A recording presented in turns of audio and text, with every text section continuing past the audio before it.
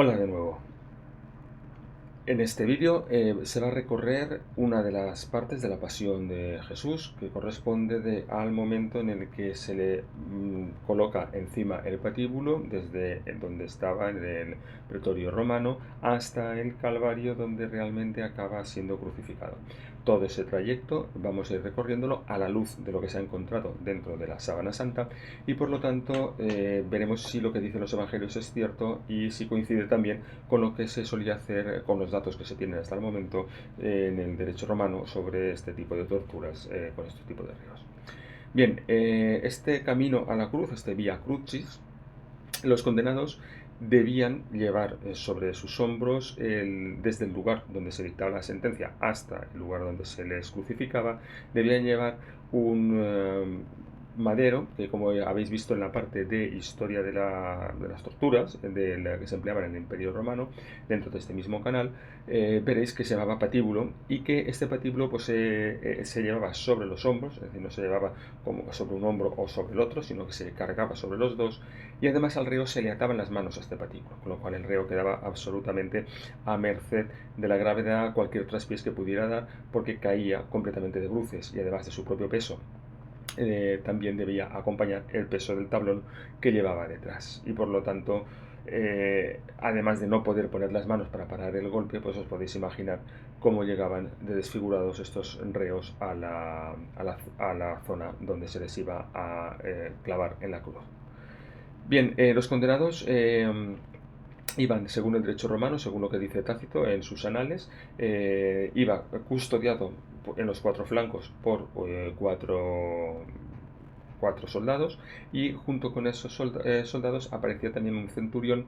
que iba a caballo y que de alguna forma pues los coordinaba, protegía, daba fe del acto que se había realizado y certificaba que efectivamente el reo pues había muerto. Hay que tener en cuenta que en aquel momento la crucifixión era una de las penas máximas y por lo tanto aquellas personas que la recibían eran realmente odiados por parte del pueblo porque habían cometido crímenes que eran execrables. Por lo tanto, debían ser custodiados para que la turba que iba alrededor del reo en el transcurso del trayecto a donde tenían que ser crucificados, pues no se tomaran la justicia por su mano y acabaran en apedreamientos o cualquier otro tipo de muerte. Hay que tener en cuenta también que los sitios donde normalmente se crucificaba a la gente estaban fuera de las ciudades porque eran también sitios desagradables y sitios que realmente era un oprobio estar a su lado. Además había muertos, los muertos, acordaos que si habéis visto la parte de historia, pues se colocaban también dentro, había una zona cercana donde un pudridero donde se tiraban, con lo cual era una zona insana y que no podía estar en las ciudades. Bien, en este Vía Crucis, cuando analizamos la Sábana Santa, se ve que las marcas de los taxili, para los que veis este vídeo sin haber visto la parte de historia de la Sábana Santa y en concreto de las torturas romanas, os recomiendo que veáis este vídeo para ver exactamente de qué estamos hablando. Estos taxili, que en la zona de los omoplatos, estas marcas que se daban sobre la superficie, no se han destruido por el rozamiento del patíbulo. Es decir, la pregunta sería, pues, ¿cómo si llevó un madero sobre los hombros? Este madero, que además no era un madero fino, sino que era un madero hosco, un madero que, fijaros que en aquella época no había sierras mecánicas, no habían aserraderos, se hacía todo a mano y los carpinteros a base de herramientas manuales generaban estos troncos. Por lo tanto, no se podían esmerar mucho en ellos, primero porque no iban a ser dedicados a muebles y segundo porque esto iba dedicado, estos maderos, a obras. Por lo tanto eran maderos, insisto, desbastados y poquito más. Entonces eran maderos que eran macizos, eran maderos cuya superficie era abrasiva, muy abrasiva, y por lo tanto este roce con la superficie de la piel debería haber desollado completamente a la víctima antes de haber llegado a la zona de tortura, de crucifixión. ¿Por qué no ocurre esto en la Sábana Santa? Pues esto no ocurre porque el reo en el trayecto, en el Via Crucis, iba vestido y por lo tanto la túnica que llevaba era una túnica que evitó que el madero fuera erosionando las heridas que se habían producido y haber abierto y haber completamente dejado ensangrentada la zona. Además, es una pieza que debió aguantar, debió de estar muy bien confeccionada y debió de ser muy buena, porque después de llevar este madero durante todo el Vía Crucis hasta llegar a la zona de crucifixión, al Gólgota, los soldados, al verlo, no quisieron romperlo. Luego, eso significa, primero, que no estaba deteriorado; segundo, que además, como era una pieza buena, porque estaba construida toda de una única confección en el telar, y por lo tanto debió de proteger bastante la zona. Aún así, como luego veremos, esa zona quedó también seriamente dañada. Bien, las heridas, una vez llegaron al Gólgota y le quitaron el patíbulo y procedieron a crucificarlo, había que quitarle todas las prendas, menos las mínimas imprescindibles porque el pudor exigía, y evidentemente esta túnica, que quedó impregnada de toda la sangre que llevaba el reo detrás, pues obviamente esta túnica, al arrancársela, al quitársela de encima, debió de volver otra vez a generar un dolor correspondiente a toda la sangre que se había quedado allí seca y que se había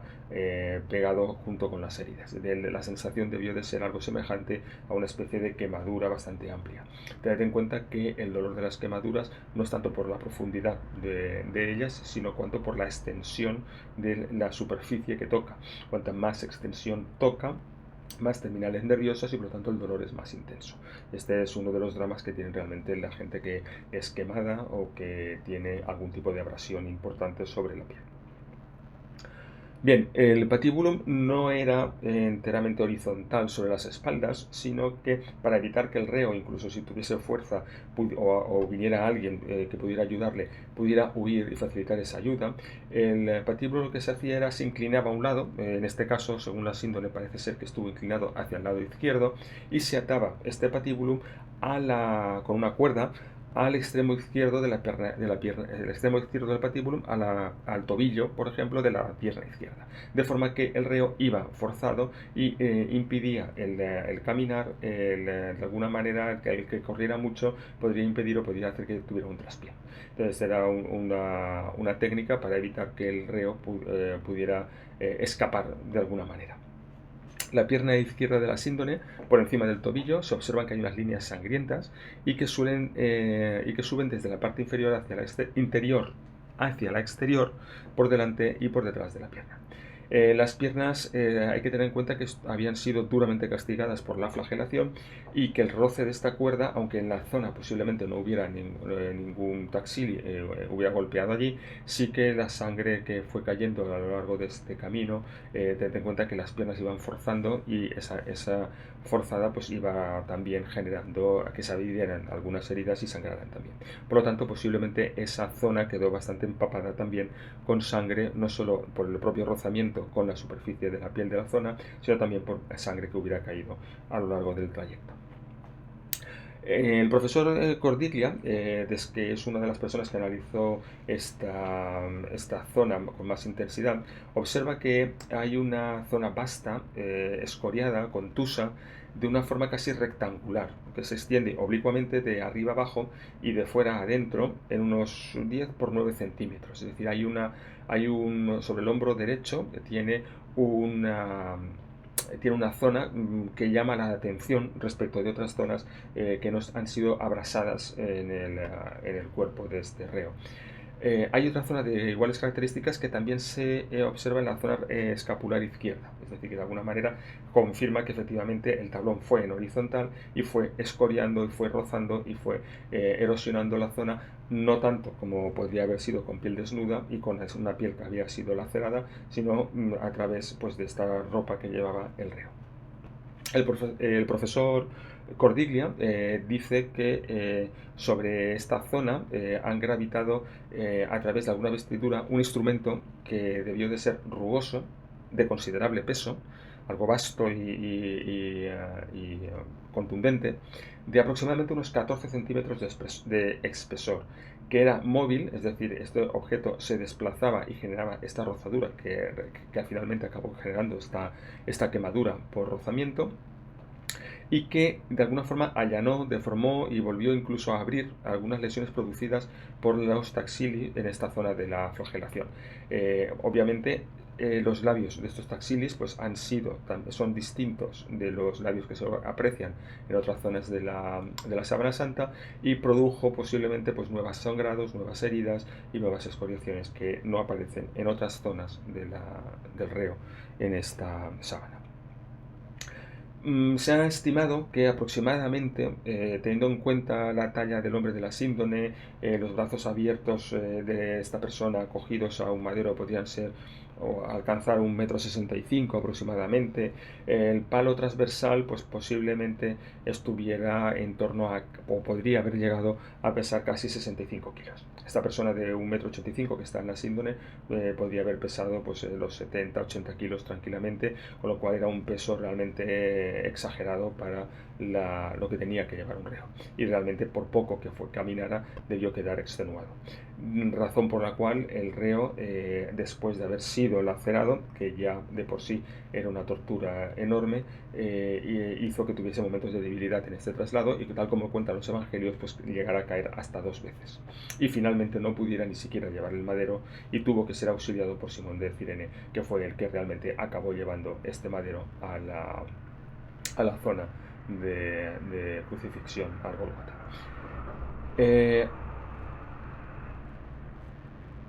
Comentar también que San Bernardo de Claraval, que era un místico francés que fue en su momento ayudó a renovar la orden de los cistercienses en el siglo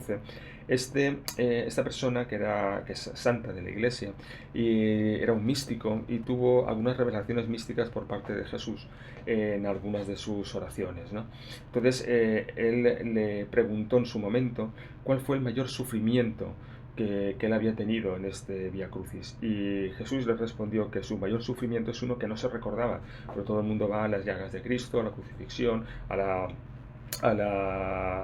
al agujero en el costado, pero nadie se acuerda de una que le fue, porque tampoco se menciona en los evangelios, y que le resultó de especial sufrimiento. Y las palabras textuales que dice Bernardo de Claraval es que Jesús le respondió diciendo que tenía en mi hombro, mientras soporté mi cruz en el camino de los dolores, una herida grave que era más dolorosa que las demás y que no es recordada por los hombres. Esta herida es confirmada por la síndone y corresponde a una herida en el hombro derecho. Y también otros místicos, como el padre Pío de Pietrelcina, también confirman que efectivamente en algunas revelaciones que han tenido, incluso en algunas llagas que ellos han manifestado en su cuerpo, también eran el dolor del hombro derecho pues era muy intenso. Otra de las zonas que también son magulladas en este transcurso de Jesús por el Vía Crucis son las rodillas. Recordad que según los evangelios cayó 2 veces, y además estuvo posiblemente durante la laceración de rodillas en algún momento, especialmente hacia el final de este proceso. Con lo cual las rodillas pues fueron magulladas y fueron deterioradas. Se observa en la síndone que aparecen restos de una arcilla que se llama aragonita, que es típica de la que aparece en Jerusalén, posiblemente debido a estas caídas sobre el suelo no empedrado del trayecto del camino vasto que iría al Gólgota. También, por ejemplo, hay restos arcillosos de algunas de estas heridas en la cara, y con unos restos parecidos a los de la rodilla, es decir, el reo posiblemente atado al patíbulo, cuando cayó en algún momento del camino, golpeó con la cabeza sobre el suelo. Pensad que es una caída en movimiento, donde se pierde el equilibrio hacia adelante, donde se está atado un lado al tobillo, y donde además cada reo está atado con el siguiente reo para evitar fugas. Por lo tanto, además el camino no sería llano, sino que sería un camino de cabras, con piedras y arenas y de todo. Y además, en el momento en el que el reo cae, pues no puede poner las manos porque las tiene atadas al patíbulo, y por lo tanto el único momento en el que puede parar el impacto es con la cabeza, con la cara en concreto.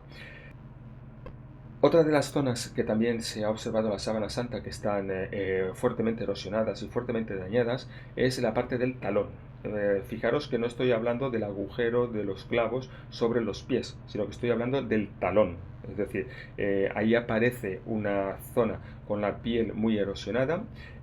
posiblemente caminaría descalzo al Calvario, por lo tanto, seguramente con las piedras y no, muchas de ellas posiblemente bastante agresivas, se erosionaría esta zona, que fijaros que además del peso del reo tenía que llevar pues, posiblemente 50 kilos del tablón que llevaba atadas las manos sobre sí. No solo serían los 80 kilos que pesaría Jesús, sino también 50, eran 130 kilos que tenían que ser soportados por los pies descalzos en una zona que era bastante desagradable. Incluso se observan heridas de quemaduras o de roces de la cuerda que iba atada a la muñeca. El patíbulo era, os vuelvo a recordar, la madera con la que se cosía las manos al madero en la cruz, y era horizontal, y la llevaba el reo detrás en los hombros, mientras iba por el camino hacia la zona de crucifixión, en este caso Jesús en el Vía Crucis hacia el Gólgota. En este camino está documentado en los evangelios que al menos cayó 2 veces, y fijaros que en esta caída estaba atada la mano izquierda, bueno, la mano izquierda, el extremo del patíbulo izquierdo con el tobillo izquierdo, y además estaban los reos posiblemente atados entre sí para evitar fugas entre ellos. Posiblemente estos reos fueran delante, tampoco se darían cuenta de que Jesús iba detrás en la situación en la que estuviera, y por lo tanto ellos mismos a lo mejor podían haber provocado las caídas. Jesús además había sido lacerado y por lo tanto también caminaba con más dificultad, y el peso completo de Jesús, que estimamos en torno a unos 80 kilos, más los 50 que posiblemente llevaran el patíbulo encima, hacían un total de unos 130 kilos, que era muy difícil de mantener, y además en las condiciones en las que iba Jesús. Esto originó estas caídas hacia adelante, y obviamente al no poder tener las manos para proteger esta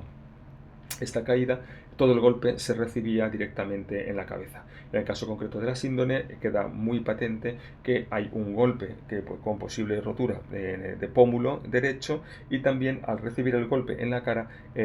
también lo que es el tabique nasal se fracturó y se dobló, con lo cual apareció una hemorragia nasal bastante intensa junto con una hemorragia del pómulo, y esto generó pues un desfiguramiento de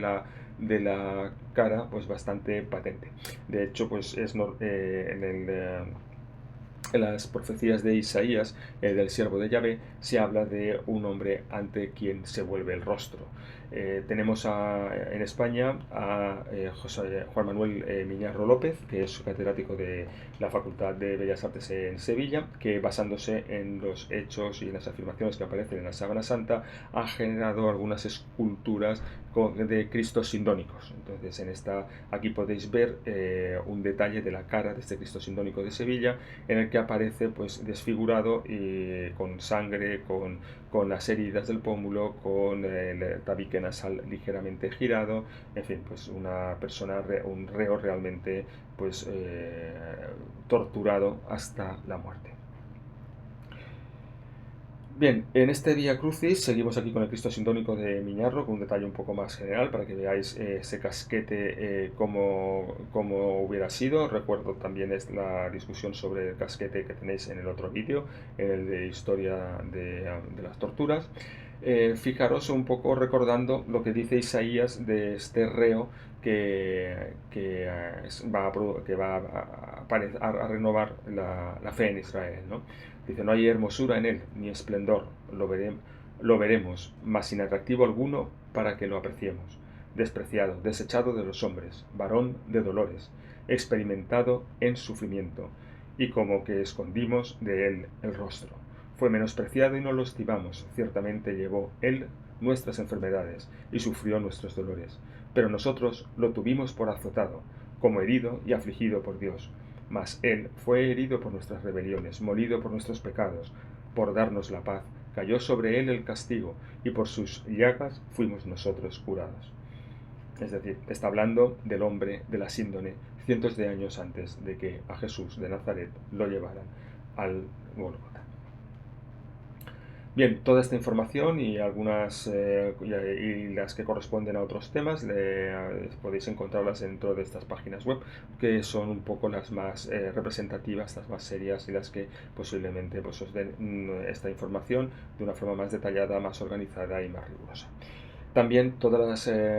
transparencias estas que estamos utilizando en estos vídeos, no solo las de hoy, sino las de otros vídeos también, las podéis encontrar dentro de esta publicación en formato PDF que podéis descargaros gratuitamente.